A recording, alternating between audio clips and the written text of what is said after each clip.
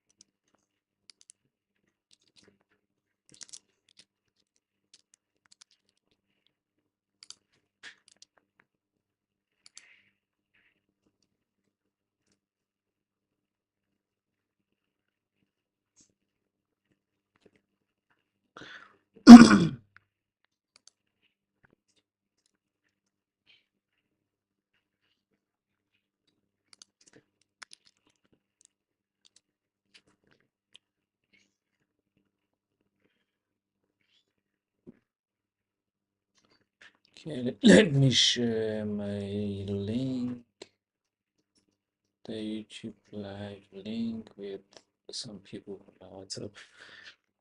Good evening, everyone. So today I'm gonna be doing a crypto. It's a live stream, public live stream, and I'm gonna be covering crypto, the meme coins. I'm gonna give my 2 cents on them, and then I'm gonna do a weekly review on Forex. Some of my favorite models to trade, possible trade.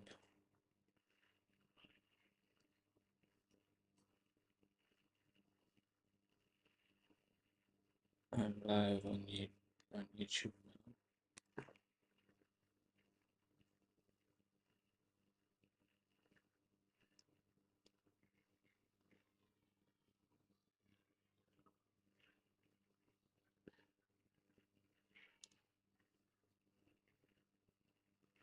Let's talk crypto.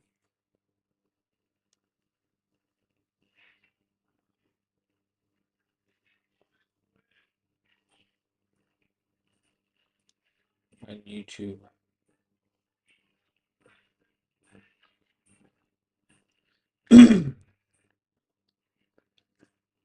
All right, so I think I'm done notifying all these people. So you just please give me. I'm watching the chat. I am aware that only 6 people are watching as of now. So I just wanna get the feedback. How is the sound? Can you guys hear me? Is everything okay? Just type something on the live chat. Let me know if you guys can hear me.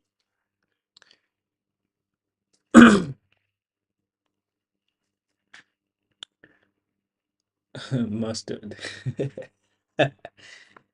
Can you guys hear me? Oh, hey. Mustard. Yeah, mustard is pumping. Here's mustard. So another guy asked me, what is how does anyone make money? Um, how does anyone make money with memes, like memes on like Twitter? Let's go to X. Let's check any uh what bookmark is this?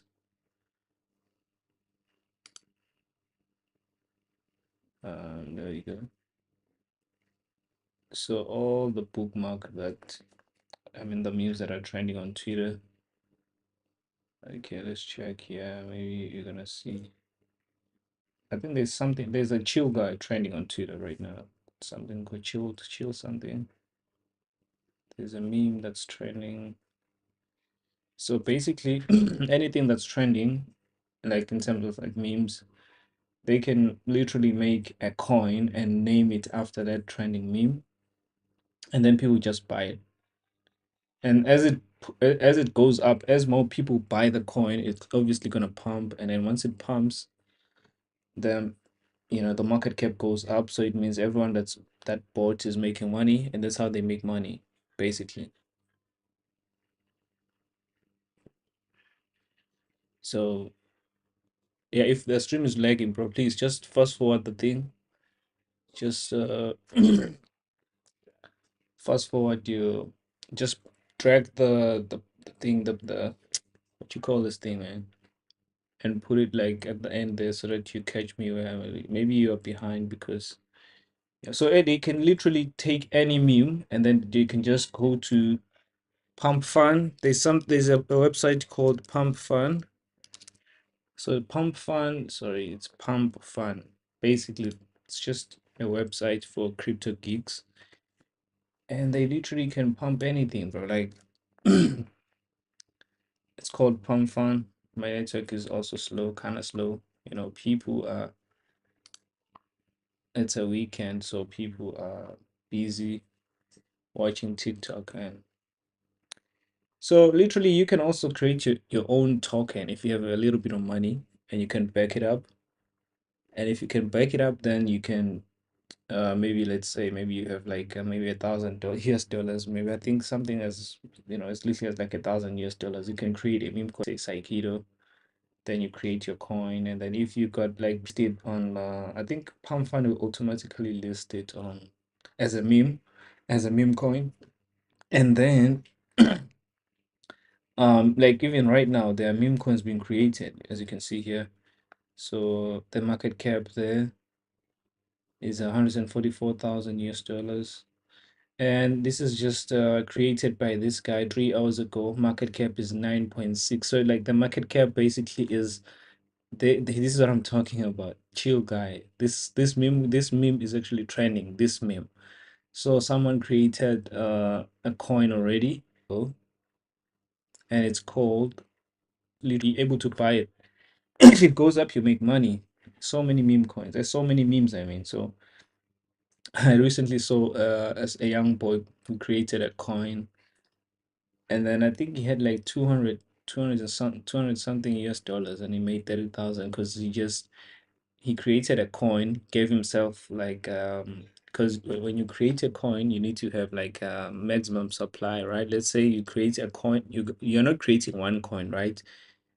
You're going to have like, let's for example, you are creating $1, but you're gonna say people are gonna be able to get a maximum of like 1,000 US dollars. You're gonna create 1,000, like 100,000 US dollars, but you are going to keep maybe let's say 50,000 US dollars, so that the public can share the other 50K. So you are just saying I'm gonna keep the 50% of this, or 30 or 20% of this, and then just to show you that, guys, I'm not it's not gonna call to make sure that this thing does not, so I'm not gonna sell the ones that I'm gonna put, you know I'm just gonna keep them on my side. So I'm not gonna sell everything because then it's gonna go to zero, right? And this young boy, so he created a coin. I don't know what the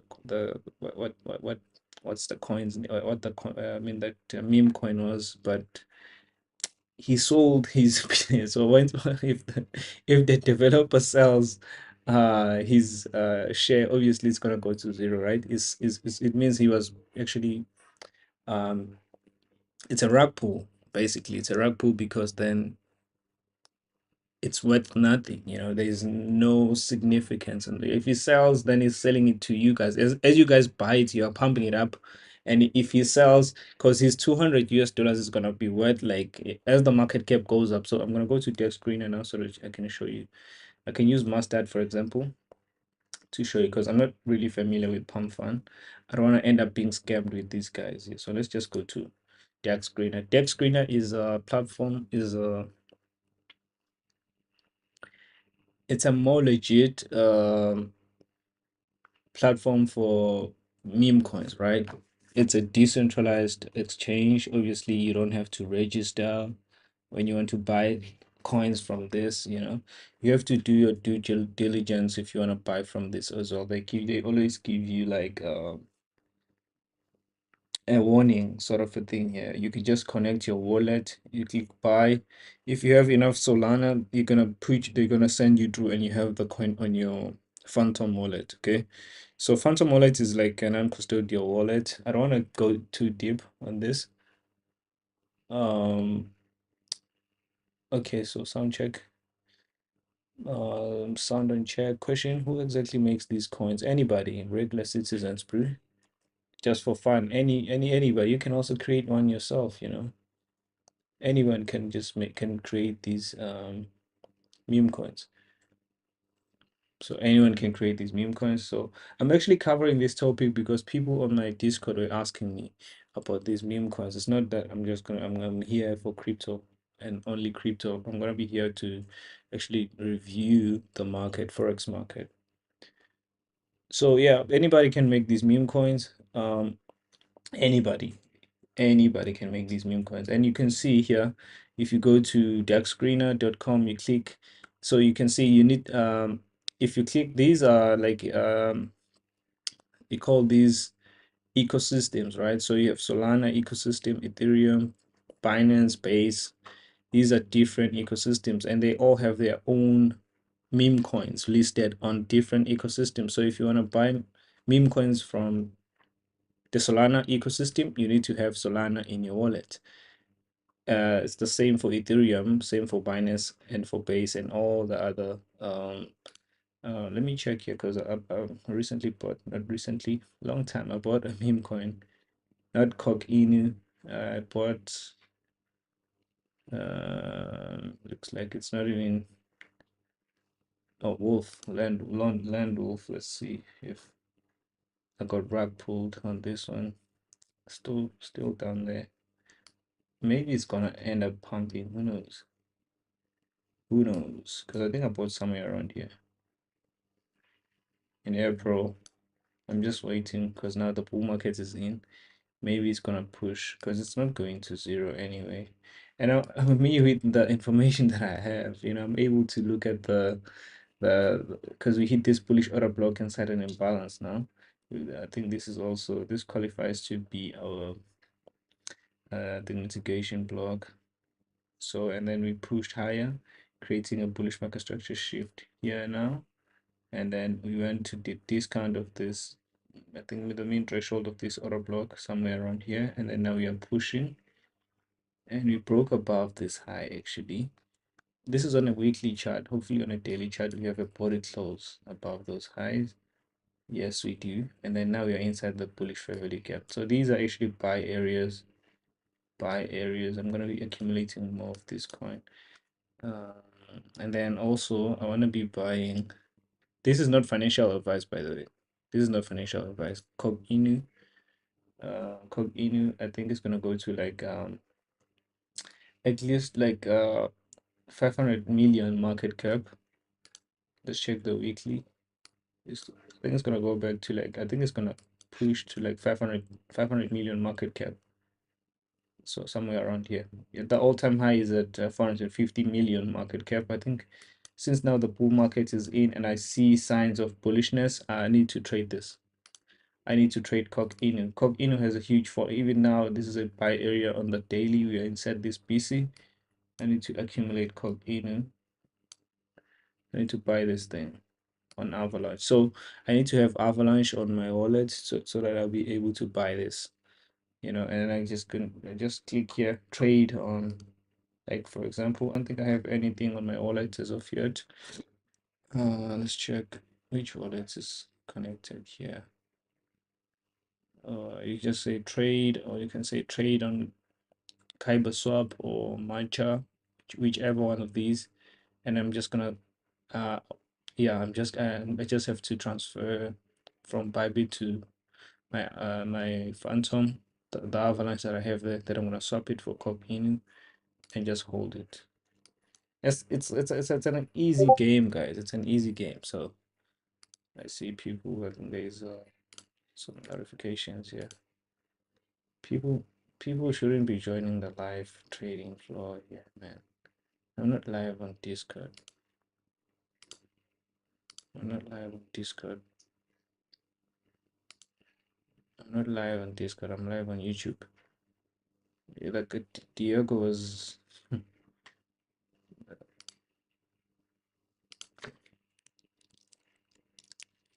I'm live on YouTube. I'm live on YouTube, guys. Flip.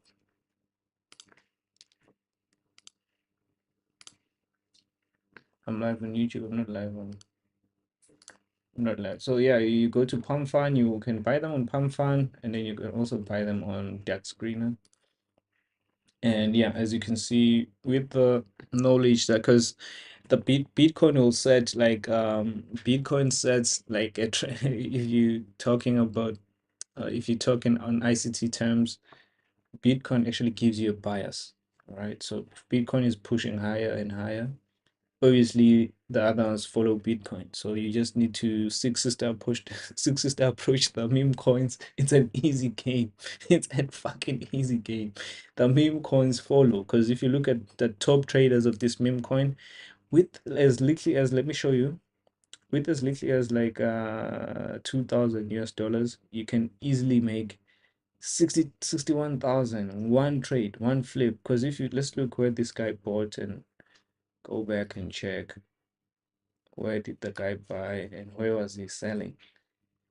You see, he bought coke in the first purchase was in the 6th of May. He bought for he was buying for like 396. Let me just zoom in a little bit. The first initial buy was at no, the 15th of May. He bought for 2,000, and then he was selling here to make profits of 400, almost 400 US dollars. And then he kept on buying again here. He was selling, selling, selling, selling.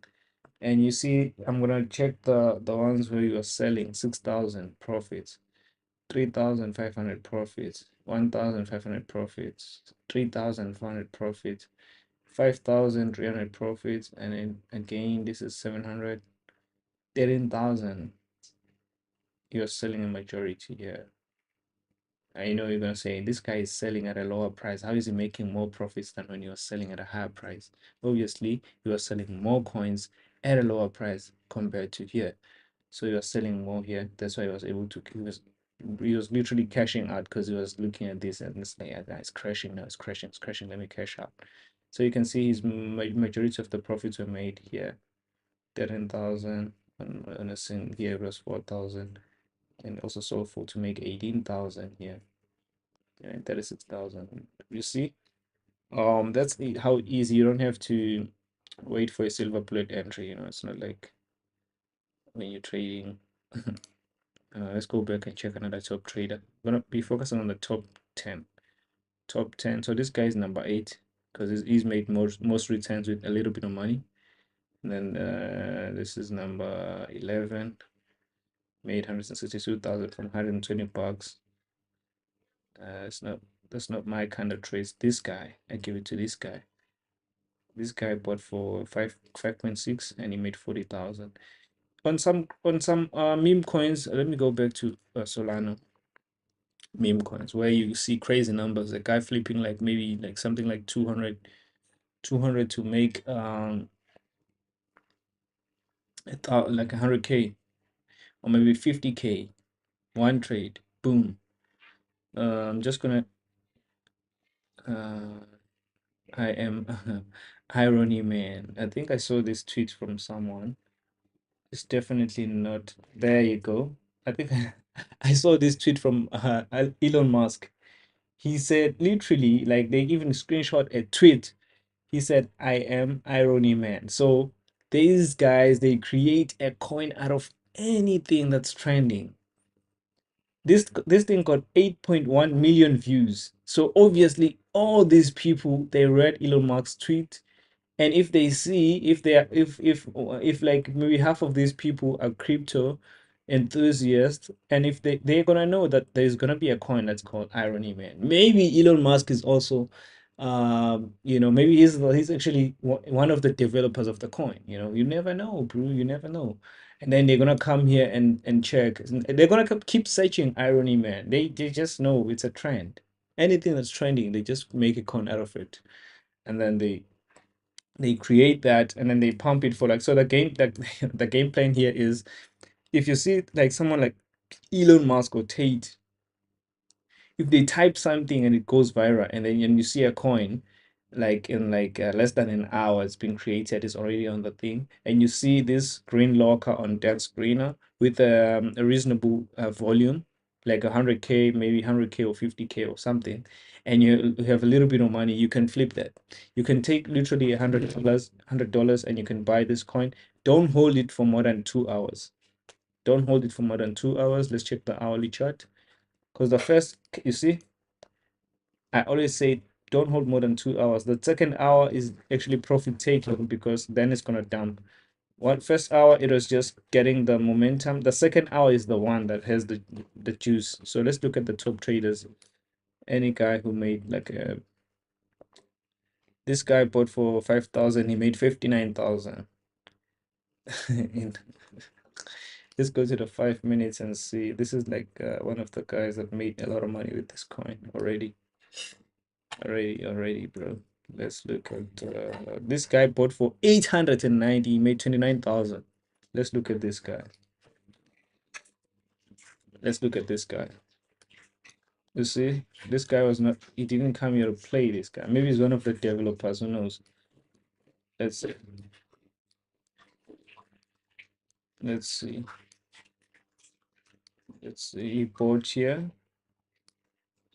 literally bought the thing here for 809.50. He bought, and then it went up. He bought at 3.5 million market cap. He started selling at 7.2 market cap. So he made 8,000, 5,000, 4,000, 2,000. He was just selling. And this is he ended up making 56. Crazy. Like, it's a fucking casino. This thing is a fucking casino. It's a meme coin casino. It's a meme coin casino. I don't know if my weather is, sorry, the network lagging due to weather. Yeah, it might be so. It might be, bro. So yeah, but that's it. Like, I don't think I should, go deeper in this. Like, I can't give you the strategy, so I think I've already highlighted enough. Um, I think I've already highlighted enough as far as the meme coin. Now let's take it to the serious business. Let's get down to I don't think people are ready actually on my Discord. I don't think anyone is, I can see some guys are, I don't know if these guys are here already. Maybe it's you guys. I really don't know. So yeah. But the live stream will be saved for everyone. But that's like how these things are made. I love like a tweet from Elon Musk. Let's go check the tweet out. I think I have notifications from Elon Musk.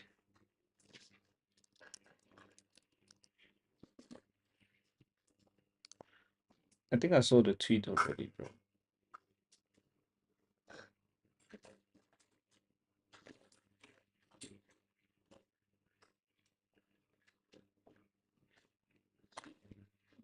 Where is the tweet?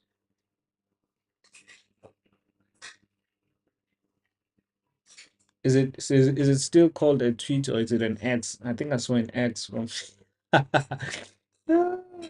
saw an X from Elon Musk. It's no longer a tweet, man. We can't keep calling it a tweet. What the fuck is this now? This guy X's a lot. He X's a lot. Doesn't tweet a lot. He doesn't tweet a lot. He X's a lot.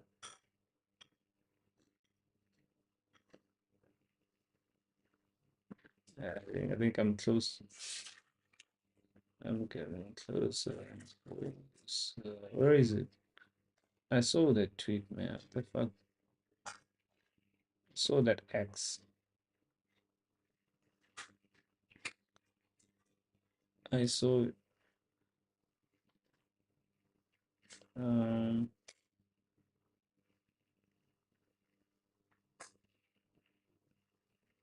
oh, no, I know.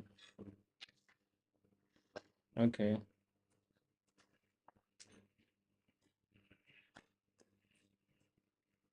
I can't find it.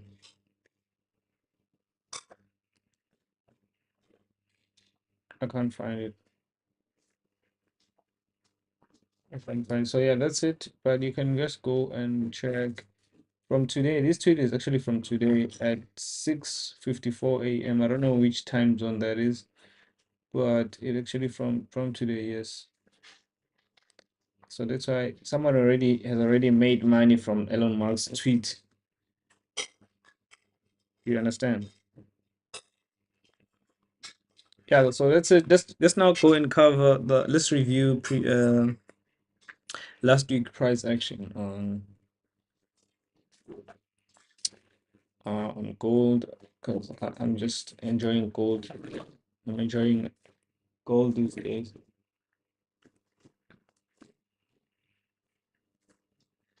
I'm enjoying gold these days. So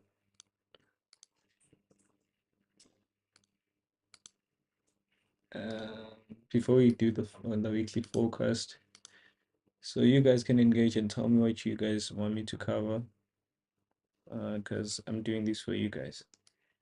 I already know how to do my weekly review on my side alone in my corner. But if you guys can just engage with me and tell me what you guys want me to cover, that'll be dope, I think. So let's do that. So I have this template. Usually I just put like a 1 minute chart. Okay, just give me a second. I wanna add this to my favorites and then this guy also. Then that's it. So then you come here. There we go. Okay, so I have silver, I have gold, and then I have gold. So here I have an hourly chart, and then here I have like a weekly chart or a daily chart. Normally I have a weekly on gold down here. And then what I look at, there we go. What I like to have like is a hard time frame, like point of interest. Obviously you can see that we are retracing. We have a dealing range low here, and then we also have a dealing range high. And if you look at this movement, it's pricing lower into that discount inefficiency on a weekly. There we go. I actually covered this on the student progress review channel, I think. Let me go and check. Student progress review channel. My weekly forecast on ES gold, DXE. Where's gold? What did I send? Gold. No. Did I even save it? Cause or maybe I was just sorry. Okay, I don't think I sent it. Maybe it's on my YouTube. Let's check YouTube. Because sometimes I save these things on. Sometimes I save these things on. And my. Sometimes I save these things on. I share on my community tab. YouTube community tab. Okay, my Wi-Fi is acting up. It's so fucking slow. I hate slow. Let's check quickly. There we go. Community tab. All right. Gold forecast 13 days ago. Let's look at that.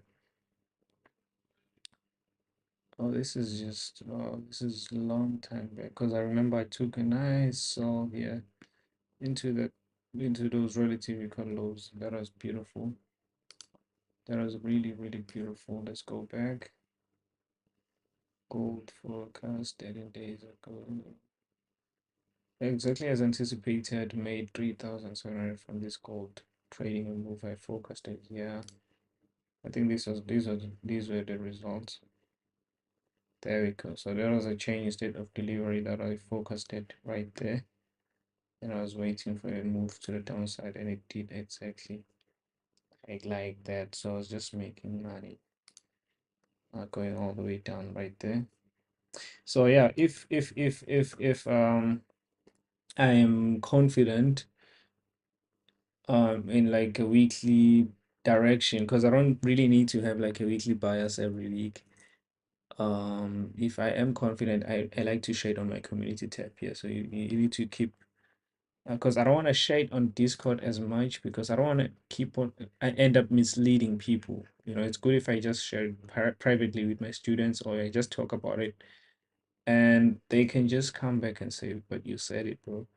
It did exactly as you said. And that's like, you know, them, you know, understanding that you can actually, um, okay, this is something else.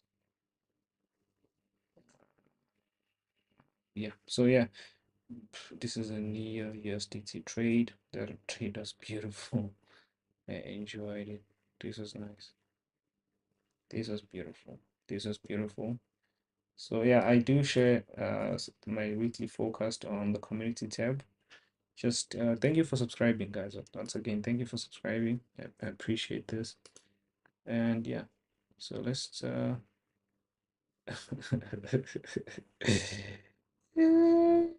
let's close Twitter, man. Let's close this thing. Let's close crypto and focus on the real market now, not the market for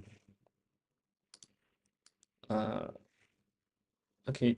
I actually invited people who trade who are interested in crypto, I mean, and memes and everything. I wanted to actually tell them about the Bitcoin dominance and what it is, and how to actually use it to understand narrative, and also understand uh, to understand the trend of Bitcoin, and how and when to buy the other altcoins, basically, because this will give you like a clear vision or a clear view of when to anticipate the altcoin season to start, you know, the altcoins to actually start booming, and you know, to start following Bitcoin. This is what you must analyze. Once you see the Bitcoin dominance dropping, it means altcoin season is in. So Bitcoin is not like the Bitcoin price is dropping per se, but in terms of daily gains, you know, the altcoins are actually outperforming Bitcoin. So hence the Bitcoin dominance. It's the dominance of Bitcoin in the crypto market. If it's dropping, it means the other coins are doing better than the Bitcoin. So you can just understand what Bitcoin dominance is, and if you can use that in your trading, you are going to do well. All right. So I teach these things in the private crypto mentorship. Yeah, it's not for Forex guys. Yeah, it's not for Forex guys. So let's go back and look at gold, because I see these guys are actually interested in gold. All right. So here I'm gonna have let's have silver here on the weekly as well. Silver. And then let's have weekly, and then we're gonna have these two right here. I think that's a good thing. Let's do 15 minutes, and then let's do that on a weekly, and then that's it. There we go. There we go.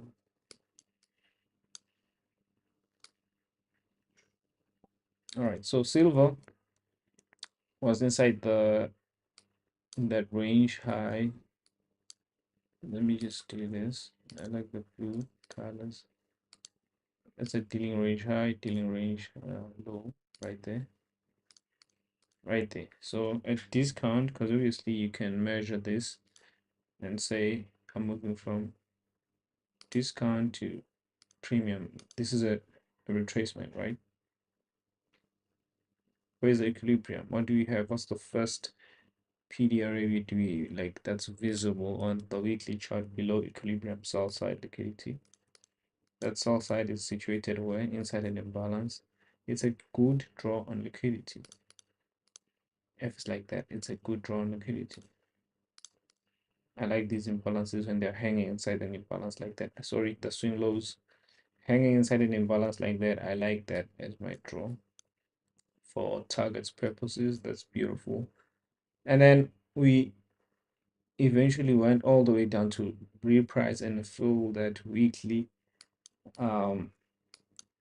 BC down there. Let's just look at let's sync it globally because I want to look on the 15-minute chart. Did it give us an entry to take it higher from there? Because I remember trading gold and I said to my bro, hey, it hit the weekly BCCE. I think it's ready to pump now.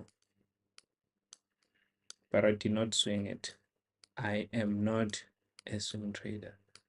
But sometimes when these things happen and I ask myself, how much would I have made here if I just said, okay, let me start swinging the thing. So obviously this is the 15 minutes chart, and this is gold when it was pricing inside that weekly. Now let's zoom in here and we want to study this. What session was it? Because I like trading my trades inside the macros.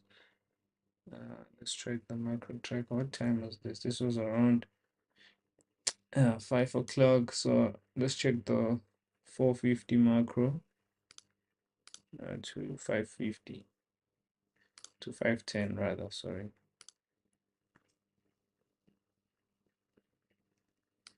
Let's wait for it to load. It's coming. Or you can just do this. This is the 450. Oh, if snap, I can't see it because I'm on a 15-minute chart. I don't think it's visible on this chart.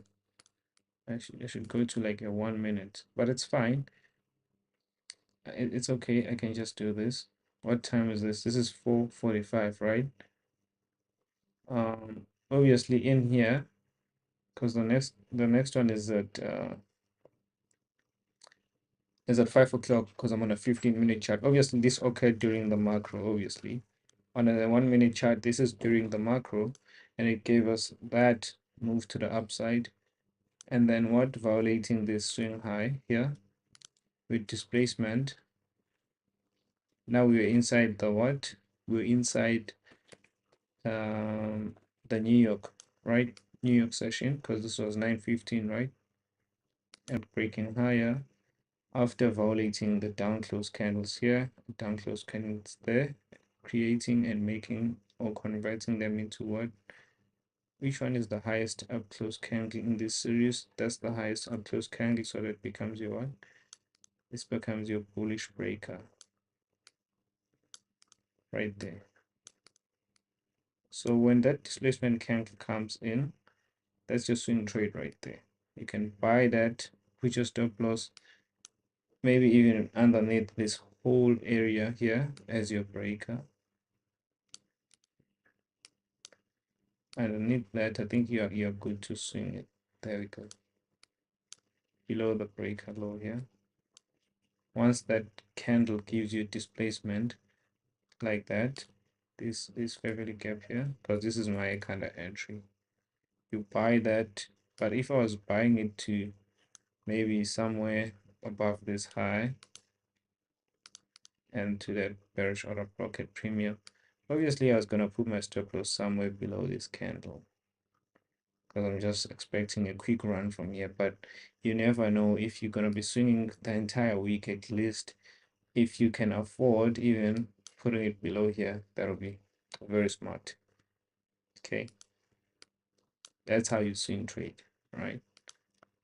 And then from there you go back to your weekly and you say, okay, so where do I think this thing is gonna go from here?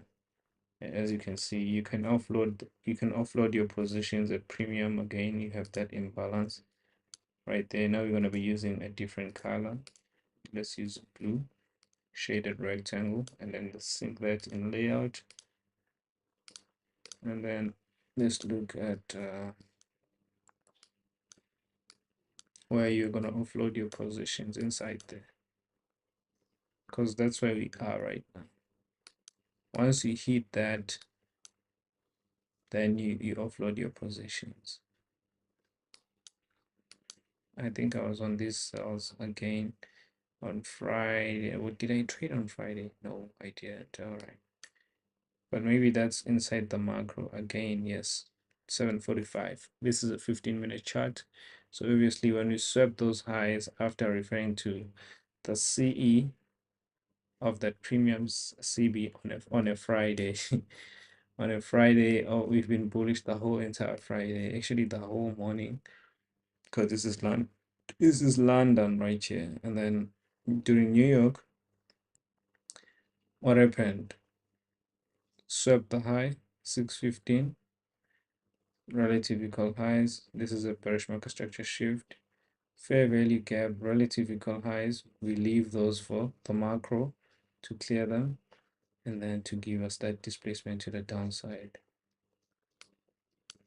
And we go back to the low, which is the high of this candle right there on a weekly. And then we continue pushing higher because we are still pushing. I think we are gunning for the all-time high. Gold is gunning for the all-time high, you know. So you're gunning for the all-time high. Let's open to gold. So that there you go, Katlejo. That's your gold review. And then I like trading my micros, but obviously aligning them with like 15-minute bias, or maybe I'll have like a daily or maybe a 4-hour bias, sometimes a weekly bias, sometimes a daily bias. But I rely a lot on the macros because they give the short order of scripts that the market will start spooling in actually in one direction. But first we clear one direction. Like it's like during the macro you experience what the algorithm actually does on a bigger scale. I mean, on a smaller scale, what it does on a bigger scale, but on a smaller scale, like on a seconds chart, like a 1 minute chart, and so on and so forth. So that's like very, very, very you know, advantageous of me to actually trade the macro. I mean, I enjoy the macros, all right? I really do. So I'm gonna be milking again this week. I'm gonna be milking gold. I'm gonna be milking the macros, not the macros per se, but I like having a trade setup that's backed, or that's the run of that setup was initiated during the macro, because the macros come in different forms as well. They come in the form of continuation. They come also in a form of like reversal. So I have to study that, and that's like the whole it's very like it's, oh my god, like I enjoy the macros, bro. Like, so another thing I wanted to highlight here before we review, like maybe okay, let me just do this now. Let me highlight the setups on gold from going. I mean, let's look at the macros. Let's look at the macros since since we went from but okay, let's take like let's take like 2 days, 3 days, and we're gonna look maybe at like two macros a day or 3 macros a day. I don't know if I have time for it, but let's just look at, because what I know is the macros, they initiate once the because here the buy program, once we shifted structure to bullish above here, then you will see that in most cases the macros will initiate a run higher. Macro initiate a run higher, macro a run higher, macro around higher, macro around higher. So what I'm going to do is on this 15-minute chart, I'm going to target the swing lows on the 15-minute chart, and I'm going to go on a 1 minute and look what time did that thing form on. Like, I'm going to do that. So let's take the first significant low here. We have this guy. We also have this guy here. We're going to check them out. We also have that guy. We also have this guy. We also have that guy. We also have this guy. And then which guy? That guy. Let's look at these guys for now. All right, let's go to the 1 minute chart. Let's go to the 1 minute chart, and then we're going to be looking at the circles where the swing lows formed. Let's look at the circles where the swing lows formed. Let me just do this. I'm going to zoom out. Like I'm going to zoom out. I'm going to wait for this thing to load. Now, once you see, because the macros will initiate that run. The macros will initiate the run to the upside. Let's look at this one. The first one. There we go. We are bullish, right? We are bullish. What time of the day was this? What time of the day? This was not during the macro. So, all right. Because I'm looking at the lowest low here, right? Okay. This was during, wait. Everything is in New York, right? Okay, there we go. So let's look at what time of the day was it? This was 1, right? 150, 1250. Let's look at those macros so that I don't waste time. Let's wait for it. 150, 150, 150. Come on now. Why is it taking so long?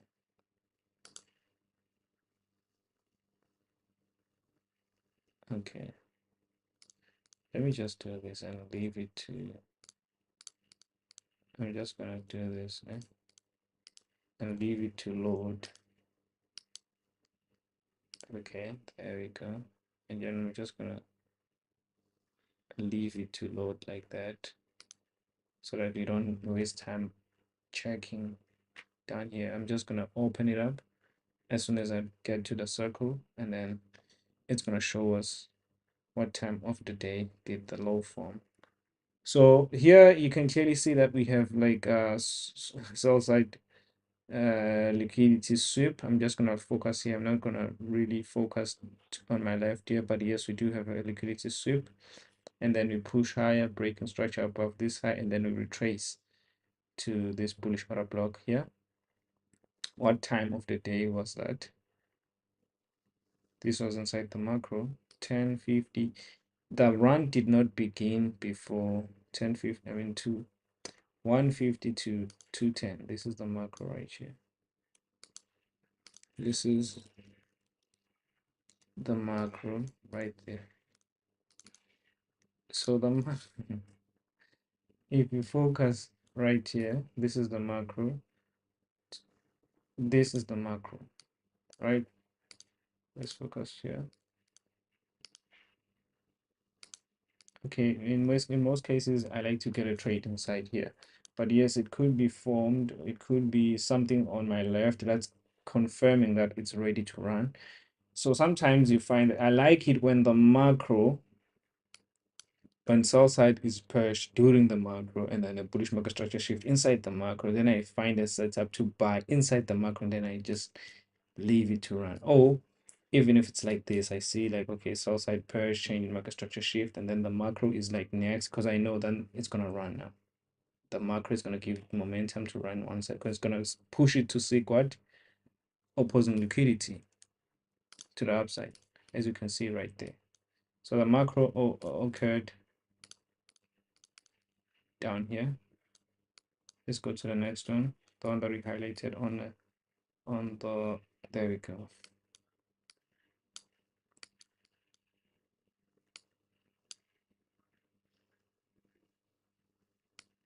Okay, this happened 250 to 250 to 310. Boom, boom,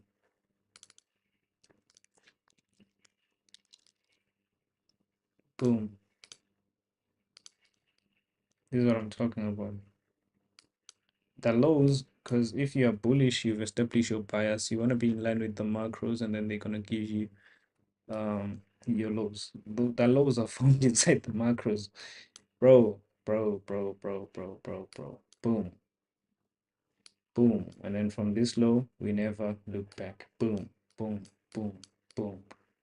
Again from that low went all the way up, all the way up, all the way up. Okay, but I'm not there.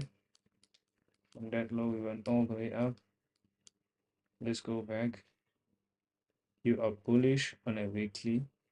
When do you trust that the market has bottomed out during the kill zones? When do you trust that the market has bottomed out?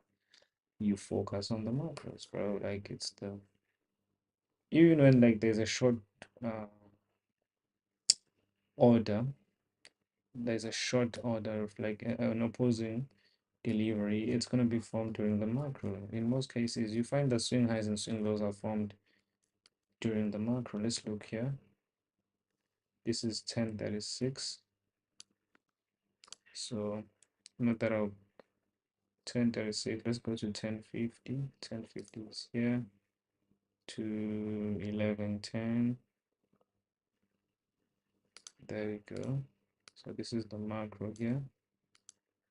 There we go. So sell side was pushed soon after the macro, and then the macro gave what? A bullish market structure shift right there, breaking above the high, retracement. It fails to take out this low that was formed during the macro, and then it pushes higher, creates another bullish market structure shift. Now it's inside what kill zone is this? 11, going into launch. This is another macro here. There's another macro here. Formed what? Another swing low. So this is just I would refer to this as a long.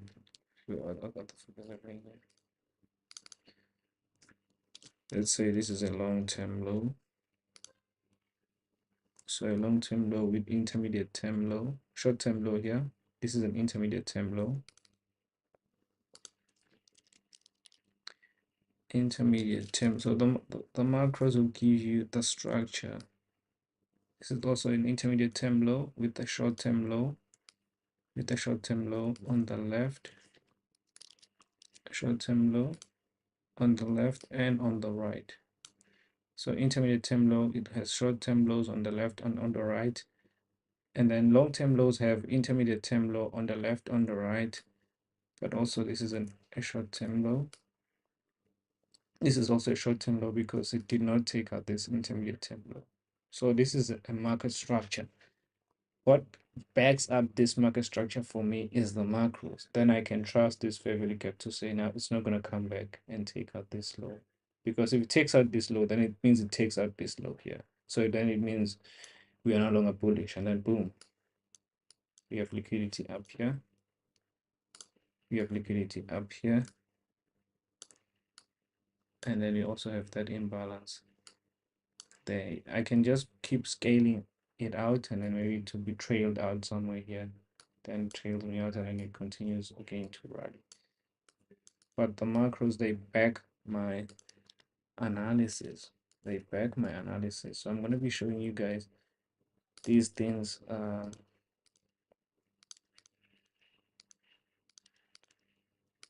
on my Discord now. When I'm entering the positions, I'm going to be sharing my screenshots, and you can study them basically. But these are what I'll be looking at once the bias is established. So the good thing with the macros, even if you don't get the right bias, they can tell you where it's ready to go to next. That's the that's the most exciting part. This one is easy. I was just reviewing it yesterday.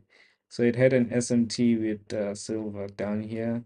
Silver took out these lows here, but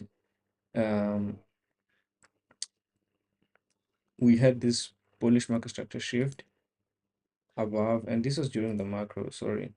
So it's a 250 macro, 250 macro to 310.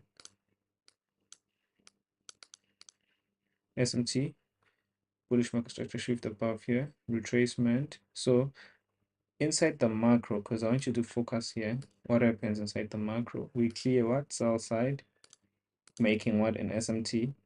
And then this is a bullish market structure. This is actually a change in state of delivery here inside the macro. And you can just extend that out.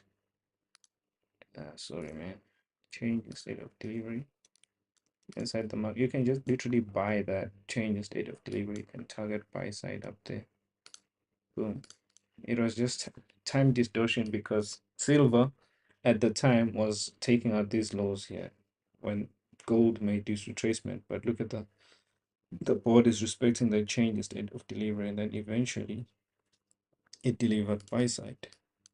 The macro saved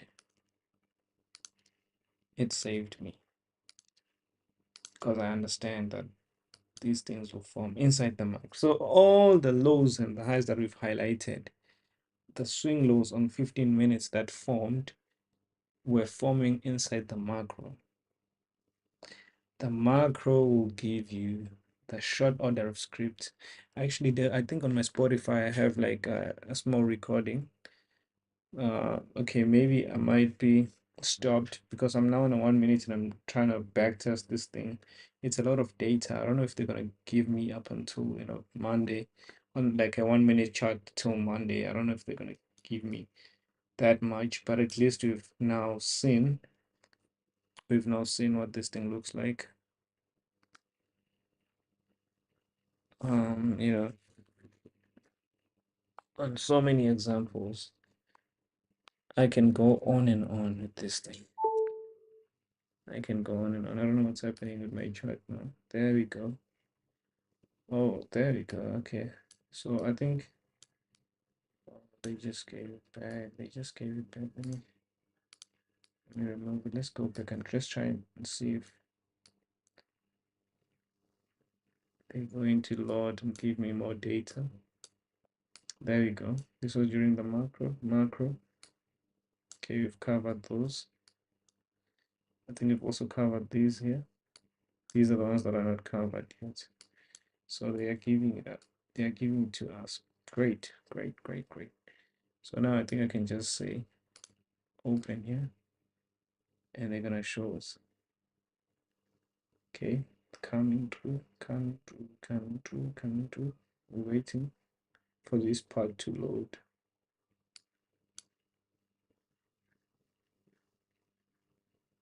Okay.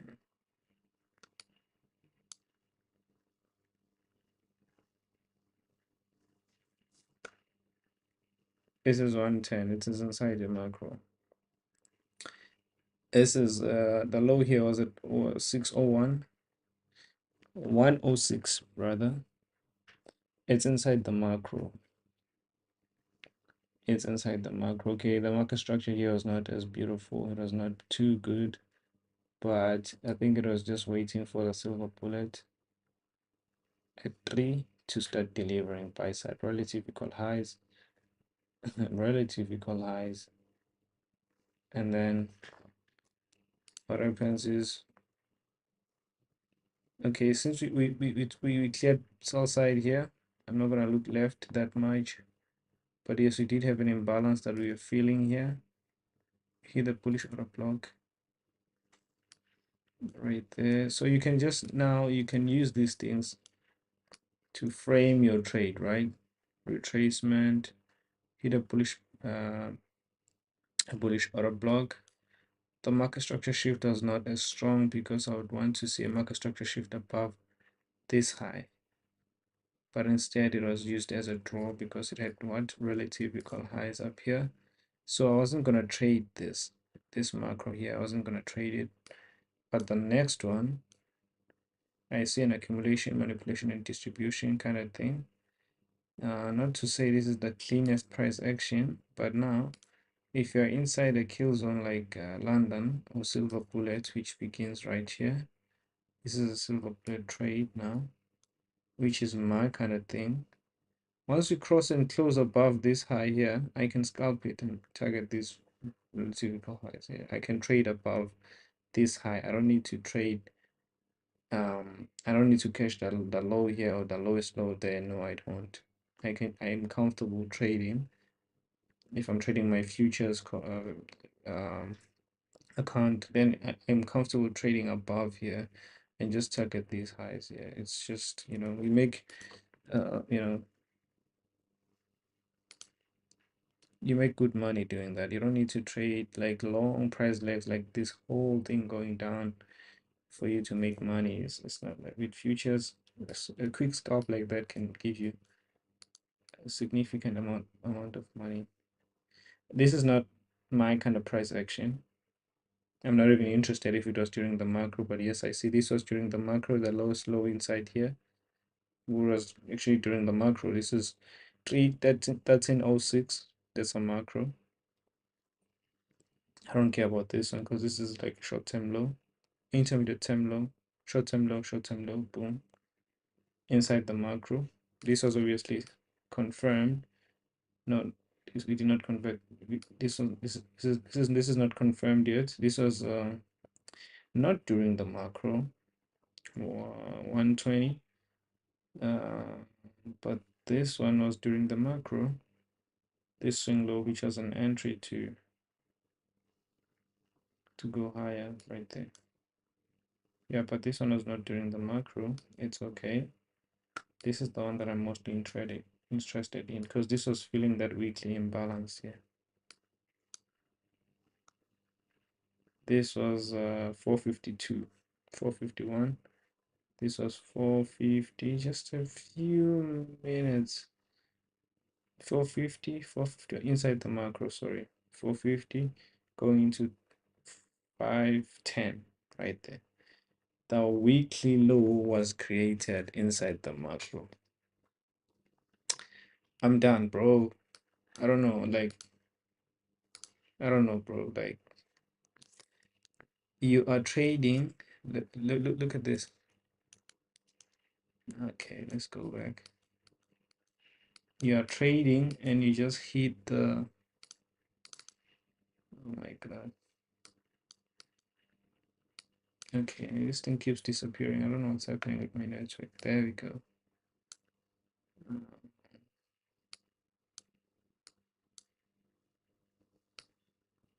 Out of like 7 examples, I think only 1 or 2 were not created. That of the swing lows were not created or formed during the macro. So I'm just trying to show you the significance of the macro. So we just hit the weekly BCCE inside the macro, and you see this bullish market structure shift here.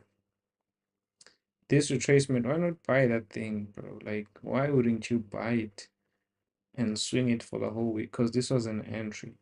It's the closest beautiful entry to the low of the week that was there.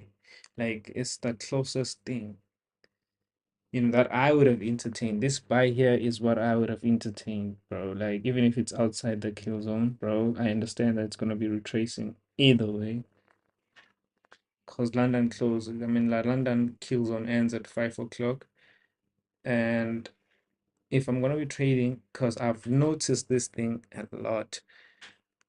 This year I highlighted a beautiful trade on DEX, which lasted for about 3 months. For the first time, actually, me being interested in the 3 month a trend for 3 months. Like, you know, since I started ICT trading ICT last year, 2023, I've never really been interested in like swinging and understanding the trend for the next quarter or for the next month or for the next week.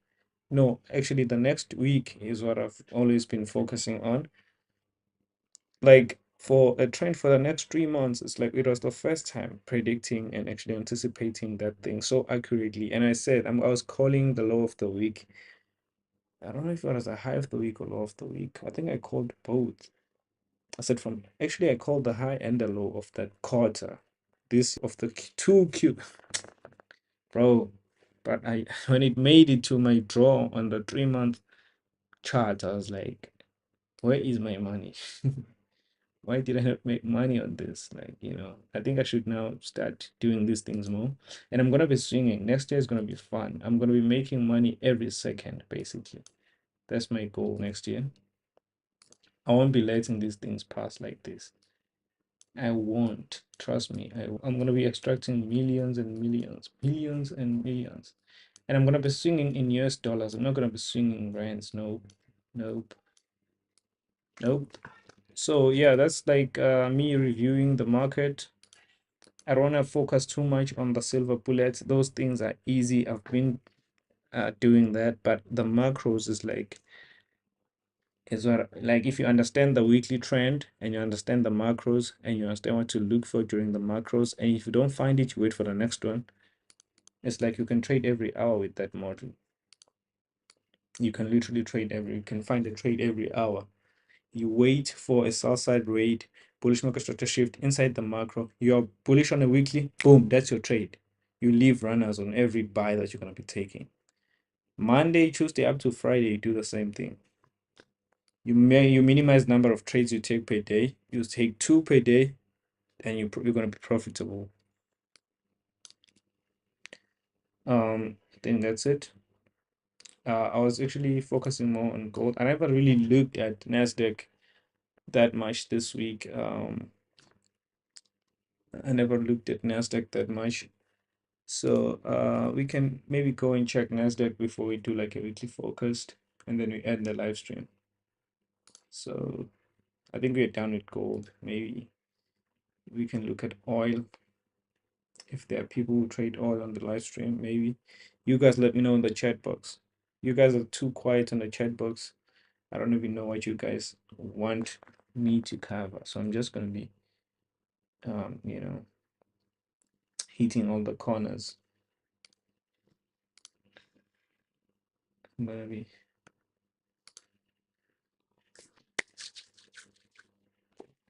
okay. This is a monthly chart. It's not looking enticing at all.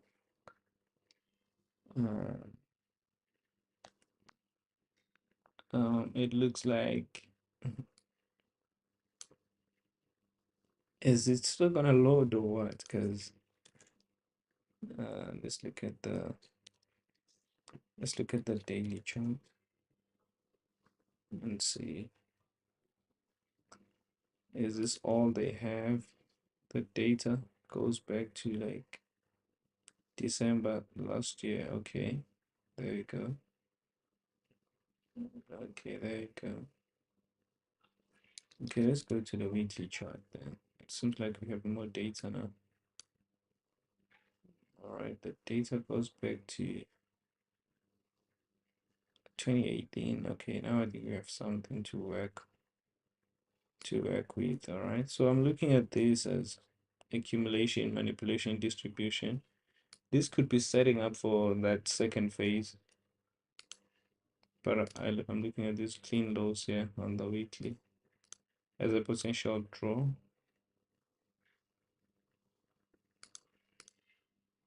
Those lows, they look too clean,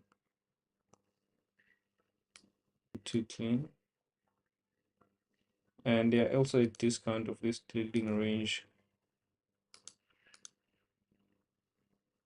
below equilibrium. We have what, relative equal lows. We've been having them for years, since 2021. So with the war going on and everything, bro, and also have that imbalance, I think that's the reason why it hasn't, because I saw someone saying I'm going to be buying oil because of the war that's going on. So it means that the war is causing it to go higher. Maybe that's why you haven't seen it clear out these lows here. Maybe, I don't know, because I don't really trade oil. But to me, those lows, they look too clean, bro. Too clean. Too fucking clean. Even these lows here. You've now cleared this one, so you have these lows. So these lows here.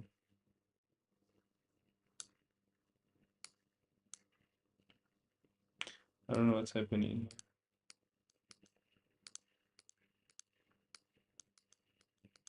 I can't seem to be able to. There we go.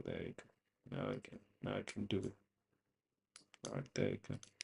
Yeah, but I don't trade oil, so I'm not gonna focus that much on oil. Maybe let's look at Bitcoin, and then we go to NASDAQ, ES, and then we look, and then we do like a weekly review, and then we're gonna do like a forecast on all the markets. All right. Zulu Boy was actually on the live trading floor. People are still joining and they're thinking, yeah, they're thinking, but I told them live on YouTube.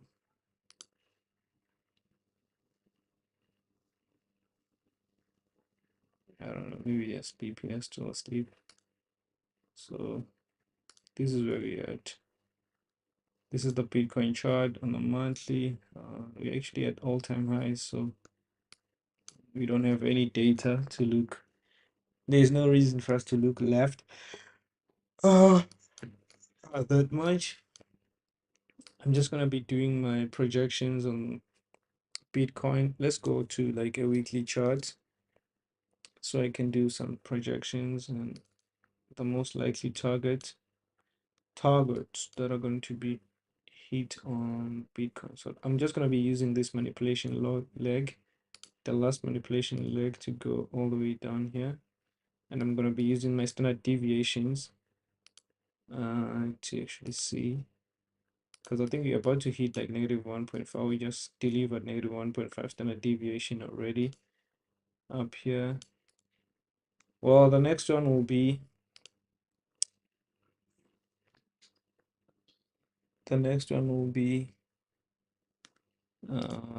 negative 2 standard deviation at 114,000 US dollars, 113,000 US dollars. I think that's the next one, but maybe we might see like a short-term pullback inside this weekly BC next week, and then a push again to 113,000, and most probably we'll see it reach the negative 2.5, which is 130.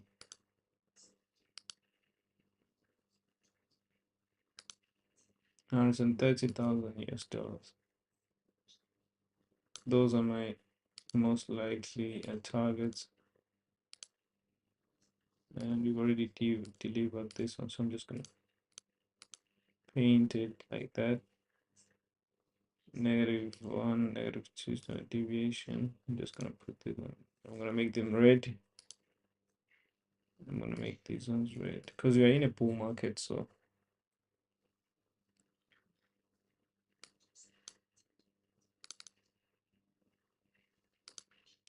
let's remove the midpoint, and there we go. Let me share this copy on the community tab. I can literally just share the link instead. Copy link. Okay, not this one, this one.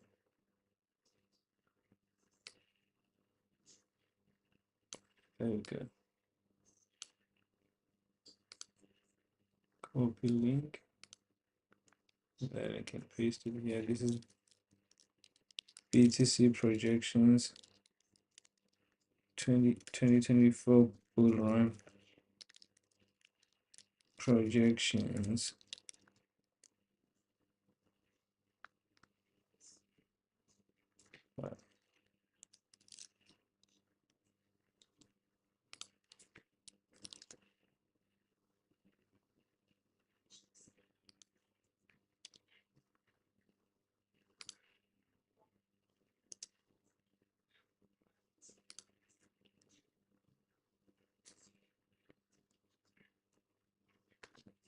There you go.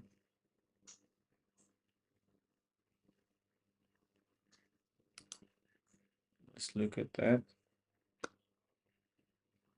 And then let's check Ethereum quickly. And then we are done with crypto.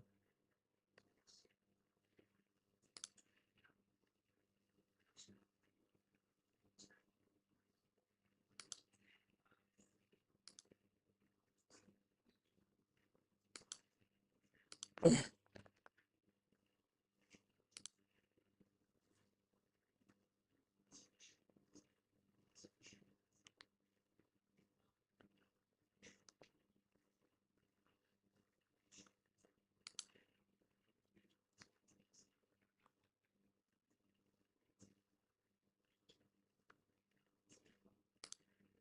there we go.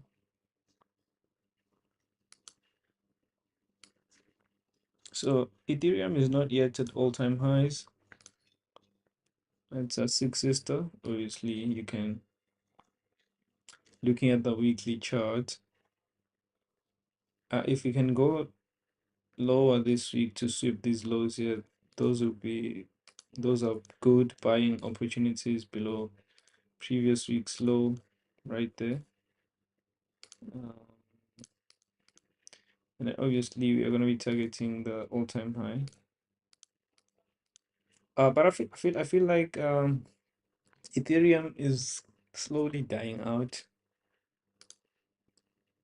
Solana is the next. I think Solana is gonna is already outperforming Ethereum this bull market, this bull run, because of the utility. You know, the the meme coins on Solana are doing very well. Everyone is on Solana, though, so that's why Solana is, Solana is just, you see, it just hit its all-time high now. It hits its new all-time high. This is where Ethereum should be. Like, this is where Ethereum should be. And there was a buy. This was a good buy area here on Solana to its new all-time high. That was a good one. Ethereum should be here.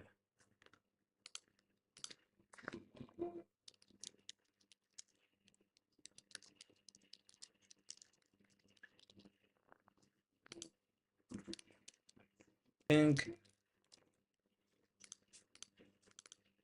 think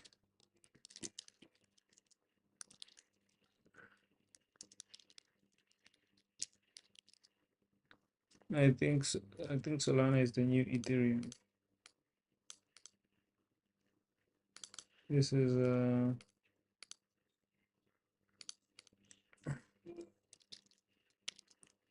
new all-time high. Yeah, not Solana.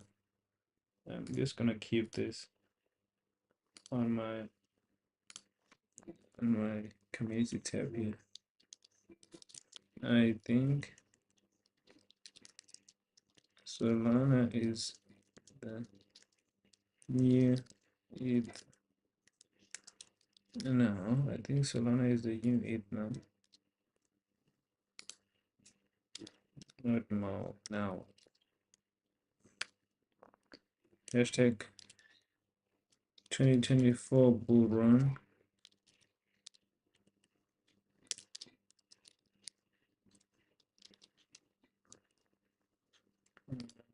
Let's put another. There we go. I think Solana is the new.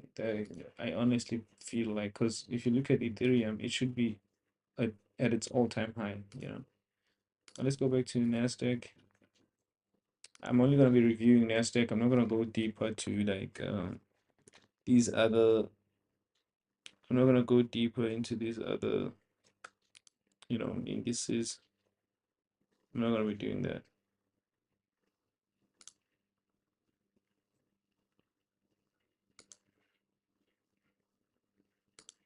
And then we're gonna be doing our weekly forecast. Okay, there we go.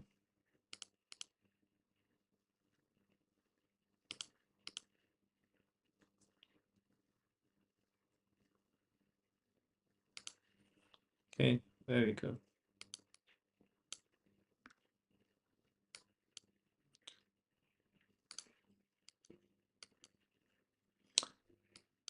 If I remember correctly, maybe I should check my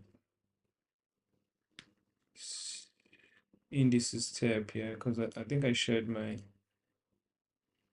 forecast. I think I shared my forecast Yeah, there we go. I like to stay bullish also for a few reasons. Weekly closed above monthly BPR on NQ, sell side purge 20-day IPDA, loop back, staying bullish, casting forward 20-day to buy side liquidity draw. Okay, this will be invalidated if we got to close below the last three daily up close candles. Let's look at this. So this is the monthly BPR I was talking about, from that high to that low of the high of this candles week to the low of this candles week. That's a BPR. And then on the weekly, what do I have? This is a weekly chart. That BPR we've now closed above it right there, and then we were testing it from above, right?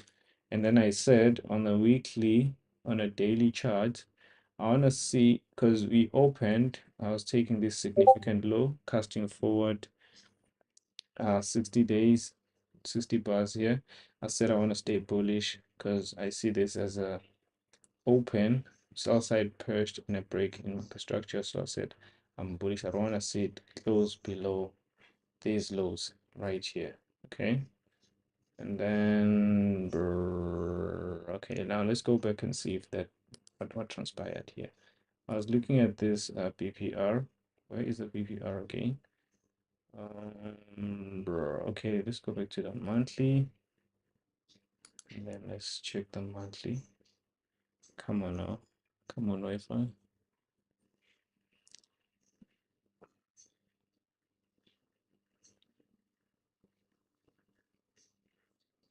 There you go.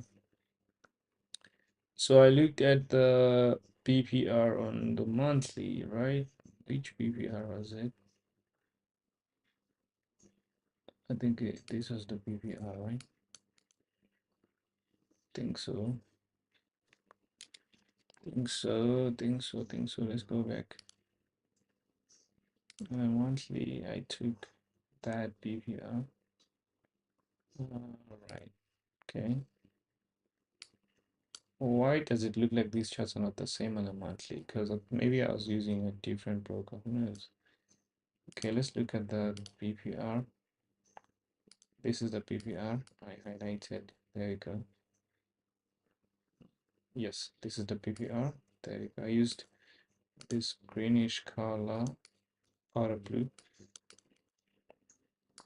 And then I said on a weekly, this is a monthly BPR, right? This is a monthly balanced price range. So the price is balanced here because we've in this range, if you look at the high of this candle and the low of this candle, we've offered buy side and we've offered sell side. Yeah, so I'm looking at that. We've also offered this sell side here. That's a lot. Wait, let me check. Do I have this week on this daily chart? Oh, okay, I did have it. I was actually focusing on an old PPR. It is an old PPR, even before this guy happened. Okay. Okay, but let's look at the weekly.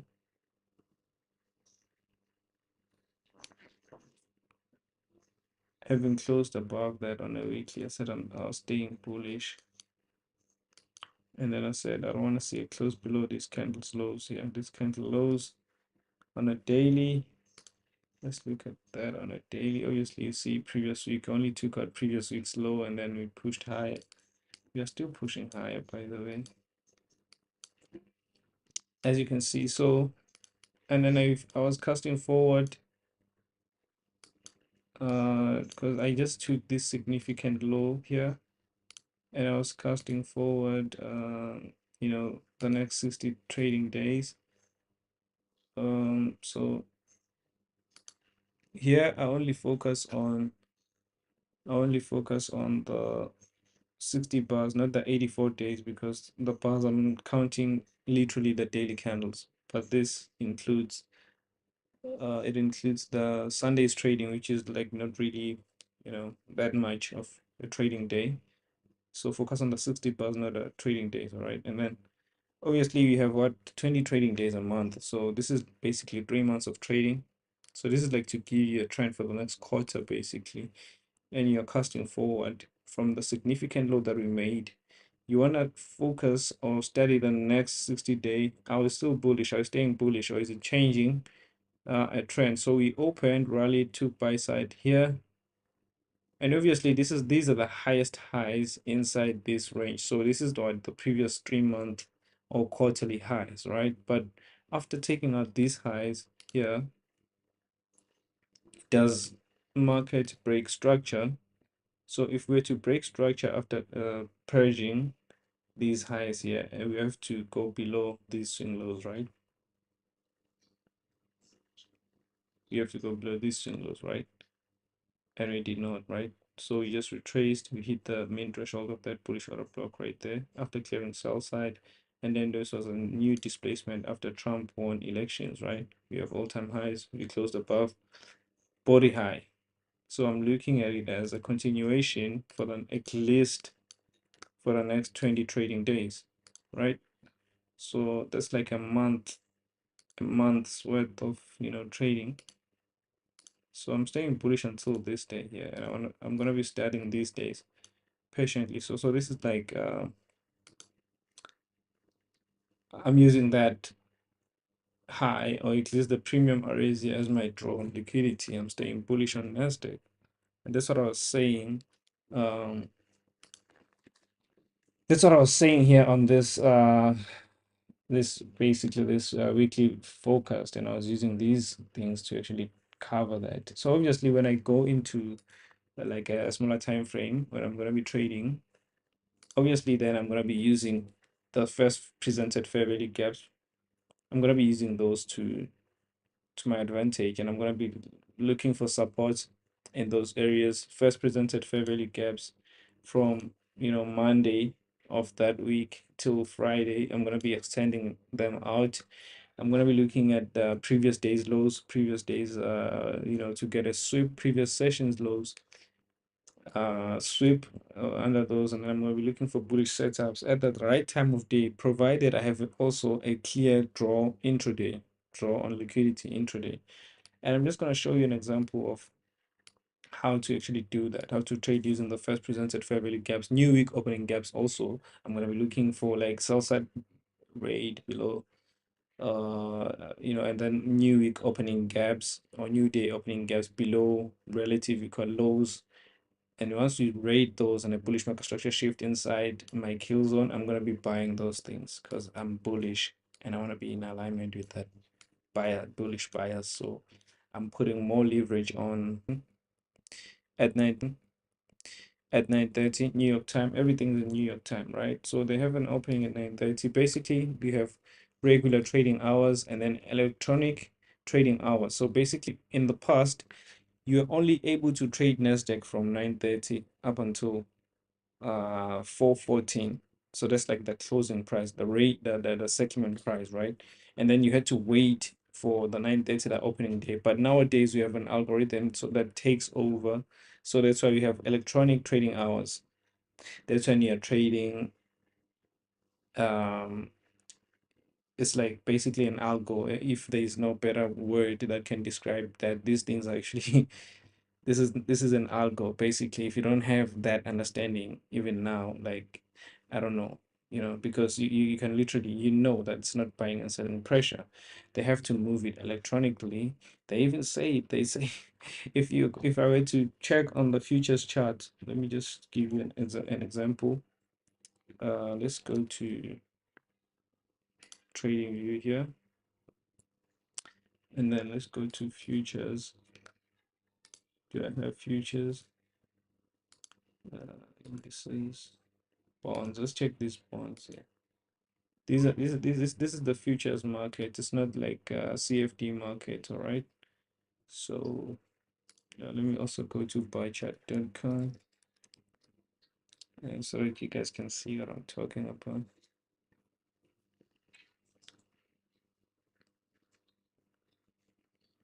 My network is not networking. I hate this.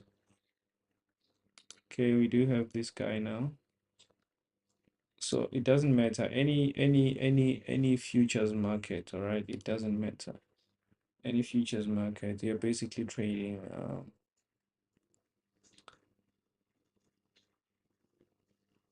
they tell you down here, this is electronic trading hours.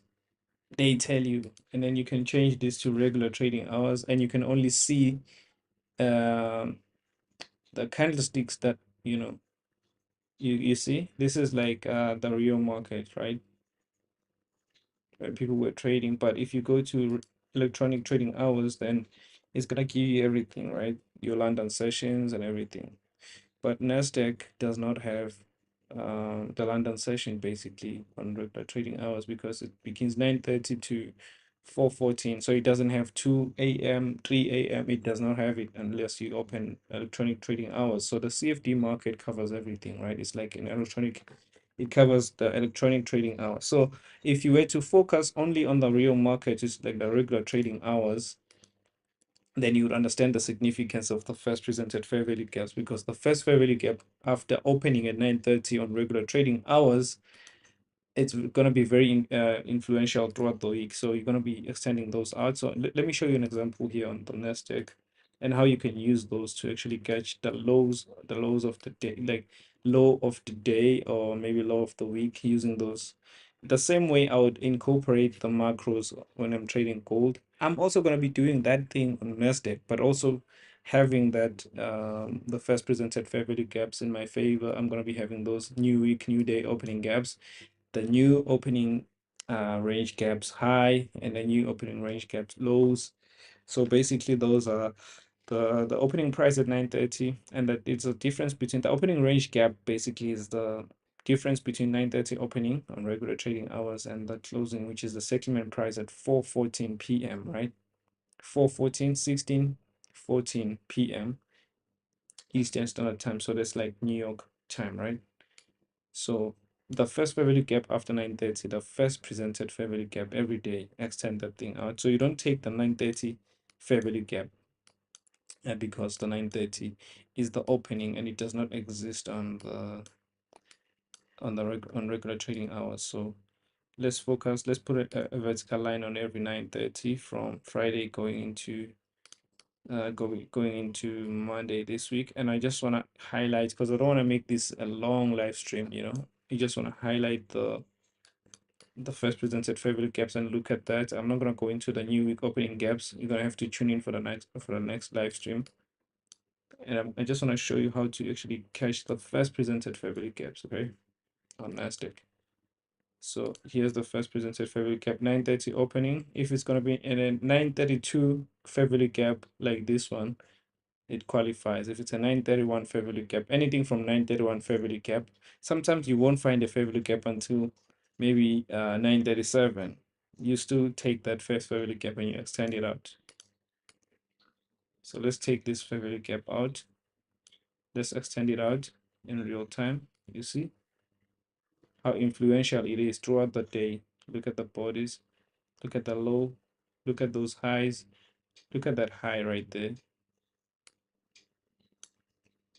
Look at that body staying above the first presented fair value gap. Do you see that? Do you see that week? So if you use like some sort of bias, let's just extend it out again. Do you see that throughout the day? Do you see that? This is Friday's first presented fair value gap. So I use this green line here, and I'm just gonna lock it here. This is Friday's first presented fair value gap, right? Let's go back and look at Thursday's first presented fair value gap. So this is 1 o'clock.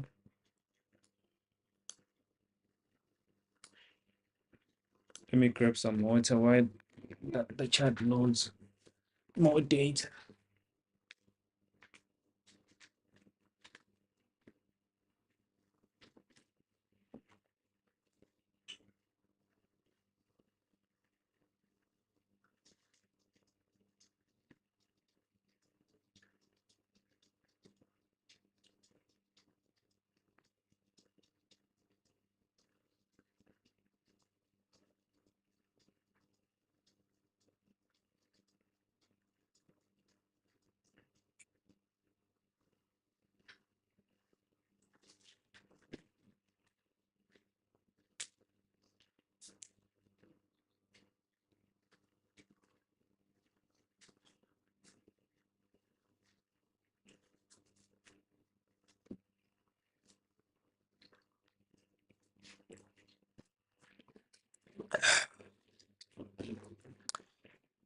All right, so where is 9:30 again? Come on now.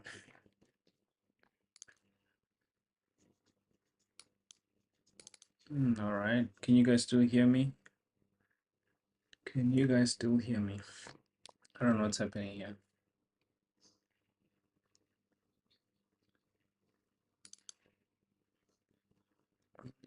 Yeah. What's happening? It's a good Savannah. All right.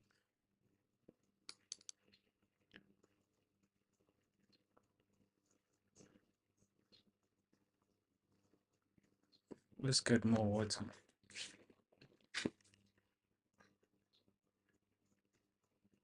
Just get more water here.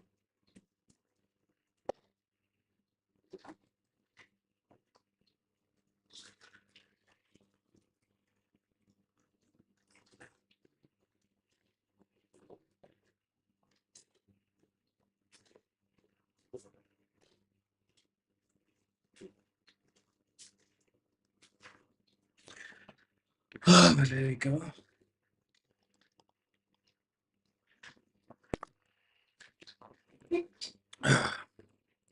All right, so sorry about that. A small delay right there. There you go. Come on, come on, come on, come on, come on. I don't know, my Wi-Fi is just acting up today. So let's go to 9:30 again. 9:30, where are you, buddy? You're here. There we go. First presented favorite gap. This is the opening price at 9:30. This is what 9:33, right? First presented favorite gap right there. Okay.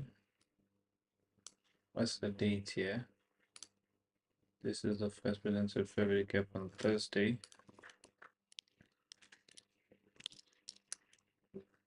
Thursday, 21st of November, 2024. First presented favorite gap.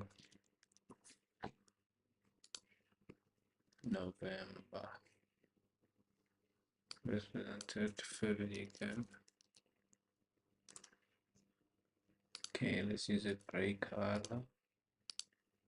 The grayish color there. There we go. So we're gonna be extending this guy out.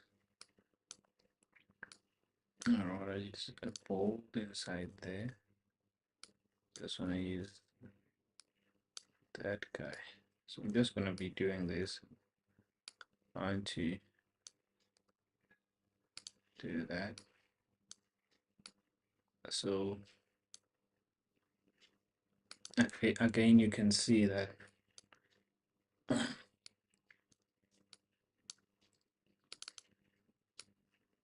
this was very influential throughout the week.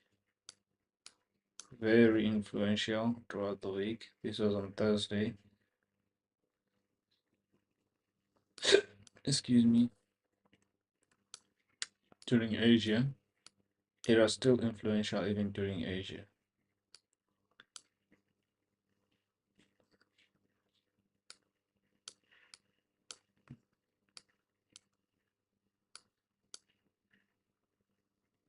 Body stay inside that. CE of the favorite cap. Let's unlock it. The CE. Do you understand that? This is data right here, right there. So you can frame your trades and you can still use this. All right, but the most significant one throughout the week is the first presented favorite cap. Monday's first presented favorite cap. Okay, Monday's first presented favorite caps. So this one you can use it for like the next 2-3 days or 4 days, but Monday's favorite cap has to just be used throughout the week. And even the following week, if you're gonna be trading the following week as well, you can use it.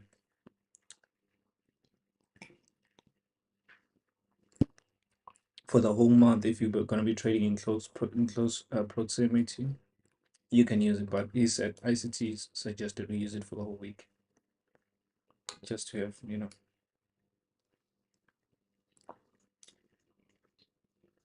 Yeah, that's 2. Here comes the 9 o'clock. There we go. First presented fair value gap here. 9:30, somewhere here. I want to show you guys where the lows of the days formed. Okay, so this is where the first fair value gap. No fair value gap there. No fair value gap until here. So this is after 9:30, obviously. So it qualifies to be the first presented fair value gap. Do you see that? Do you see that?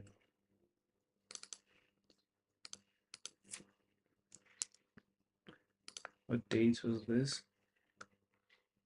The 20th, right?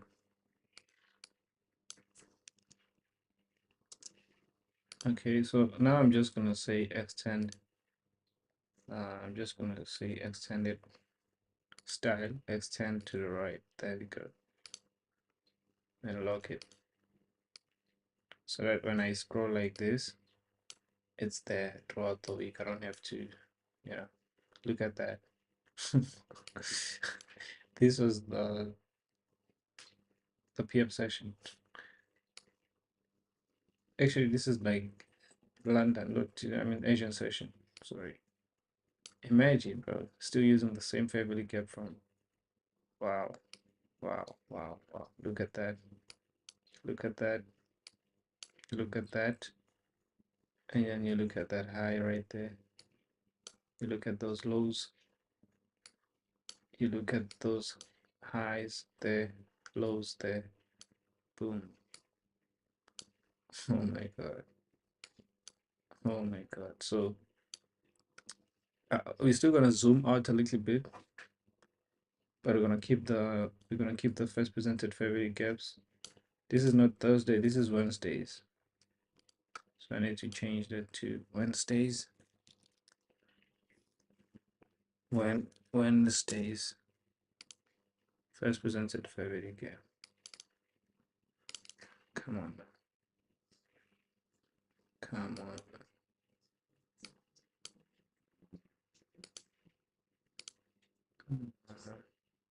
Let's change this to the extend right and lock it right there.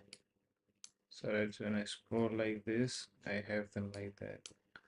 And this guy also, let's just change this to extend right and then lock it. There we go. And then you have them like that. There we go. Beautiful. So let's go back to Tuesday and then we go to Monday, then you're done. Then we're gonna zoom back and then look at the lows and highs of every session and the lows and highs of every on the daily chart. On the daily chart. Sorry for having such a slow network.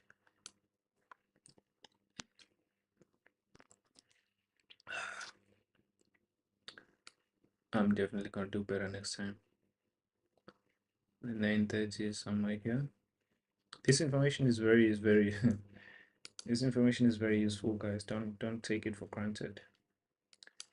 This is very useful. This could be a model, who knows?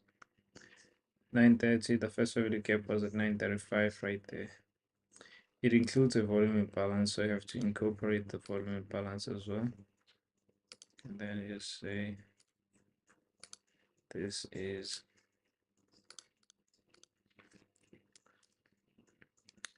Wednesday, 19th. I think this is the 19th. There you go. Yeah, Tuesdays. Not Wednesday, Tuesday. Let's go to Monday's first presented February gaps then. We are down on Tuesday. Let's go to Monday's first presented February gap. Should be somewhere here. No. No. Okay, let's see if it's going to load. Excuse me. We're almost there. Come on. There we go. 9:30 is somewhere here. 9:30 is somewhere right there. There we go. And then where is the first favorite gap? That's the first favorite gap right there. It's a small favorite gap. Is that even a favorite gap? Oh my god. Okay, let's just have it. Let's have it right there. And then we'll see if it's influential throughout the week, but I want to have another one. If that's not the first favorite gap there, then obviously the first favorite gap will be this favorite gap here. So let's take this guy and say this is Monday's first presented favorite gap. This is Monday 18th, first presented favorite gap, and then lock it. All right, before I do that, let's just say, no, let's not extend it to the right. Let's first do this here. Let's do it low, sorry. And then after this, you can say extend to the right. So that is visible like that. That's what I want. And then now I can go and zoom out and look at like 5 minutes and see where did the lows and the highs of the sessions, where did they form using this information right here, right? There we go. Okay. This is obviously the 5 minutes. Let's wait for it to load.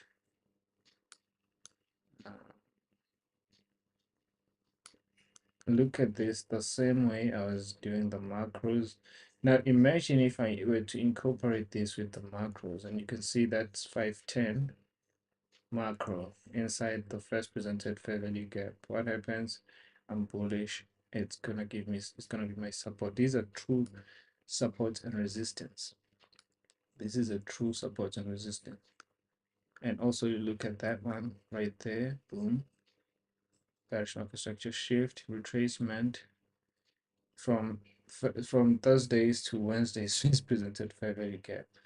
It's a setup. We are selling the what Thursdays presented. We are gonna be taking profits at Wednesdays first presented fair value gap. Just imagine that. Look at that trade. Buy side cleared.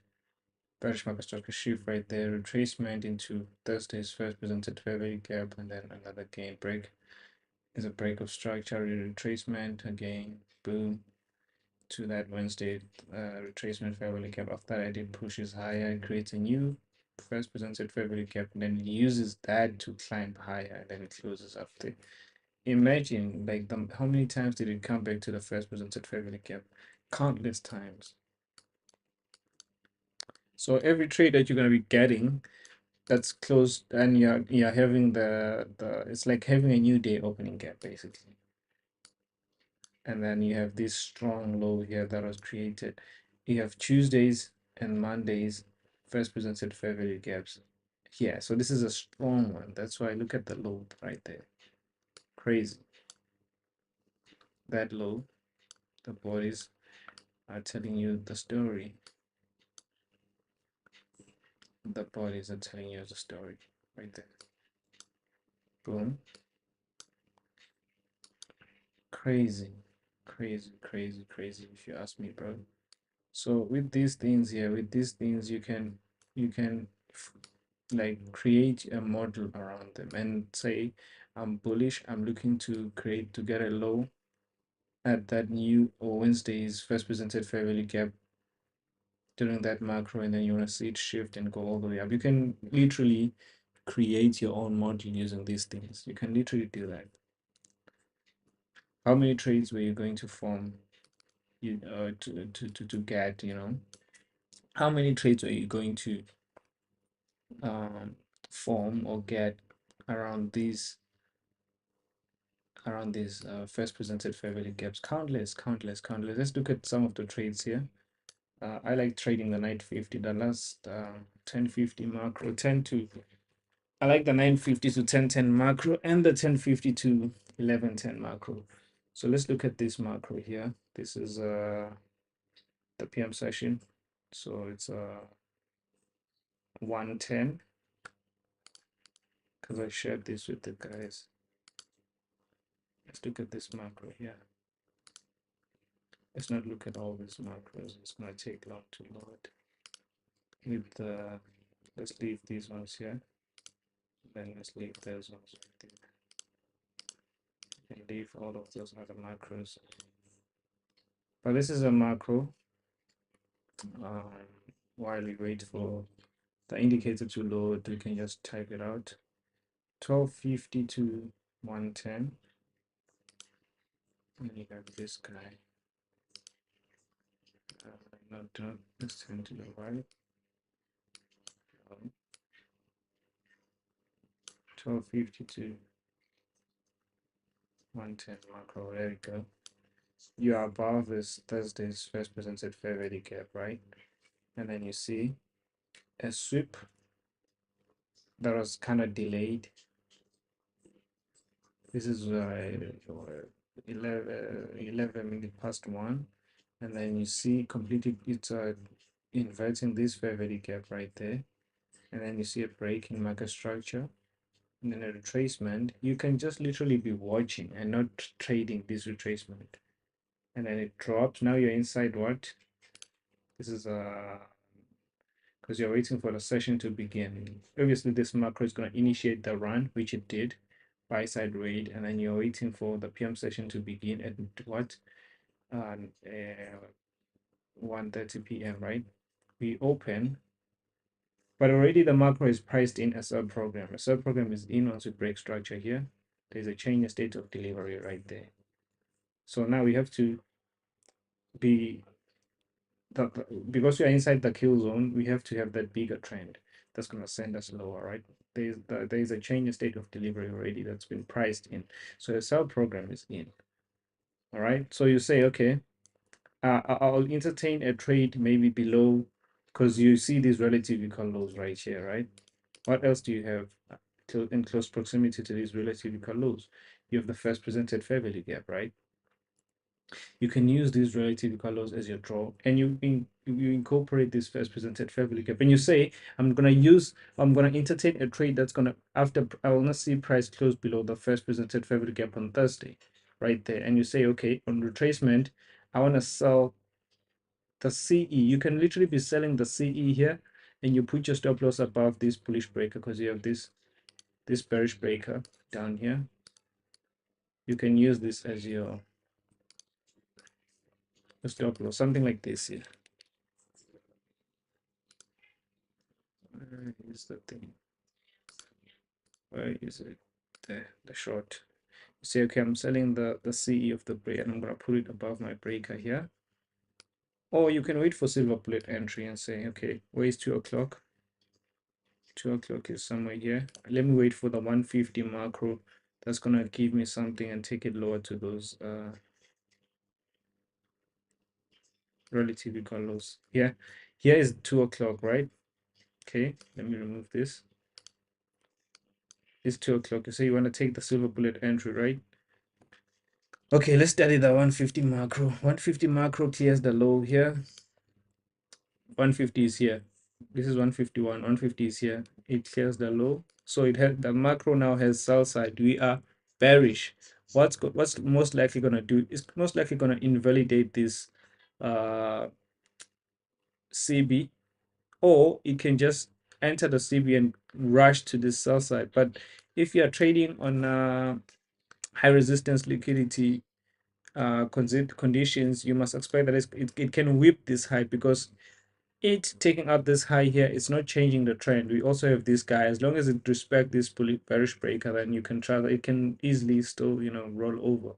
So it's the macro, it's doing its thing. It's what it's searching for liquidity, and then we sweep this low, and then it also sweeps that highs, and then it sweeps that high, and then what does it do after it? Let me actually type these things out. It hits the bearish breaker, because you guys are not going to be able to keep up. This is the macro, and this is also the macro down here doing its thing. 150 to 210. There we go. 150 to 210. This is also the macro. What did it do? It runs on liquidity. What does it do? It runs on liquidity. You're trading the opening. This is the opening range, PM session opening range from 1:30 to 2 o'clock. This is the opening range. So if you're going to be getting a silver bullet entry, a PD array that's going to support that trend, or that's going to be the one directional in the PM session, is going to be found during this session, the opening range here. This is the PM session opening range, right? And already I pointed out what a bearish breaker that was formed during that opening range. And what did it do? It did support that it pushed price to be one directional to this relative equal lows here. And also you have the first presented fair value gap. That was just beautiful, if you ask me. This was just beautiful, if you ask me. So the opening range here, I always type these things out. This is synonymous for creating a PD array that's going to send price, that's going to give this one directional run, especially during the silver bullet hour. A PD array that's formed during the opening range here, the first 30 minutes of trading, is most likely going to give us, and it's the breakers. In most cases, it is these breakers here. They always, because I always find setups that, you know, are supported by the breakers, especially when I'm going to be trading the PM silver bullet.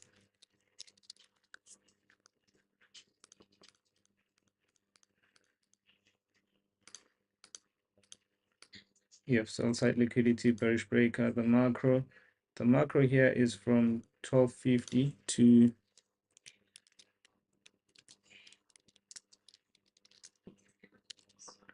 1250 to 110. This is what initiates the run. Okay, let's just do it like this. You can keep it up here, and then this is the 150 going into 210 macro. This is the 150 to 210 macro, and it took out that sell side liquidity and the buy side liquidity. And then the breaker, because this is the PM session opening range, PM session opening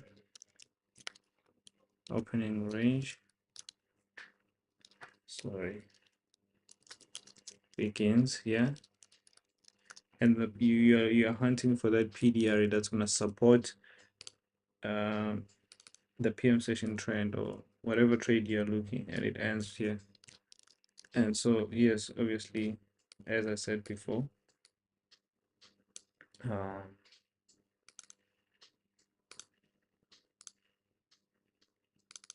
so let's use this bluish color here. I don't know if you guys can see my annotations here. It ends right here, and then it begins right there. So now I'm diving deeper into this, and I'm showing you how to frame your trades using everything that I highlighted in this trade. I'm using everything. I'm using everything that I'm, like, you know, using here, the macros. Now I'm incorporating the macros I'm incorporating, obviously the change in state of delivery was after it closed below that bullish candle up there. There was a change in state of delivery right there, initiating a run lower.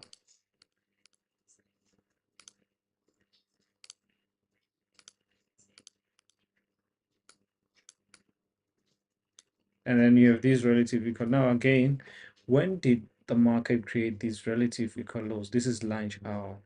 So when you're trading the PM session, who's making money? These guys, the guys that are long. So we are hunting. You incorporate all those things when you're looking for a setup. You are who's making money? Who's been making money? The guys that are long. Where are they putting their stop losses? Below this relative equal lows. Why? Because they believe this is a what? Strong area of support. The market will not go there. And boom, this is the guy that we target. And if you were to find a silver bullet, what is that there? This is a 2 o'clock fair value gap. That's your what? That's your silver bullet entry right there. Or if you like inversion fair value gaps, as soon as you close below right there at 2 o'clock, you close below that BC, you can sell the retracement back inside that fair value gap as your inversion fair value gap. But I can personally see that we have this fair value gap right there, small fair value gap. That's your silver bullet entry. That's your ICT silver bullet. That's your ICT silver bullet right there. So I don't know if I should maybe screenshot this and send it on Discord so that you guys can copy, refer back to this. Maybe I should. Let me just copy and send it on Discord.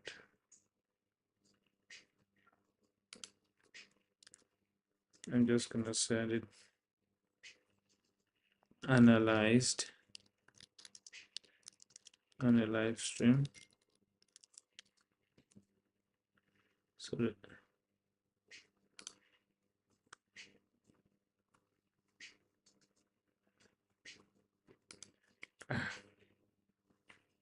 so that you know you can find it there and you can use it for your, and you can write the things that I was saying about the first presented fair value gaps, not expecting, because if you look here, let's remove the breaker. If you look at the bodies, are they closing above the first presented fair value gap on Thursday? No, they are not, right? They are not closing. They are not closing above the first presented fair value gap on Thursday. So that's what that is weakness. It tells you that it's actually weak. And once the sell side has been delivered, then you can see now it's searching for buy side right there. And then again, it comes all the way down. First presented fair value gap. Bro, like if you can do this and you can have these first presented fair value gaps and they are a strong magnet, you will always have these kind of trades. So looking forward to maybe trading one session live with you guys this week. And I'm going to be showing you guys in action exactly what I'm demonstrating here.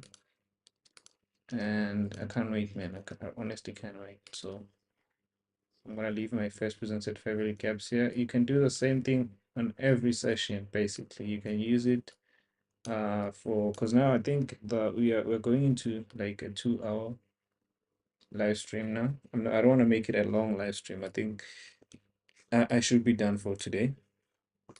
And yeah, if you've got any questions, I think now is the right time to ask those. And then if not, I'll see you guys. You guys haven't been asking me too much questions, so I try to a little bit of things on the crypto side, on the macros, gold.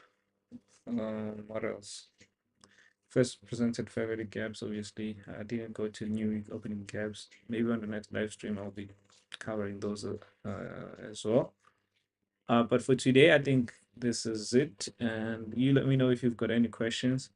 If you don't, thank you for joining, and thank you for subscribing. Thank you for the likes. Thank you for your engagement. You know, even on Discord, thank you for joining the Discord.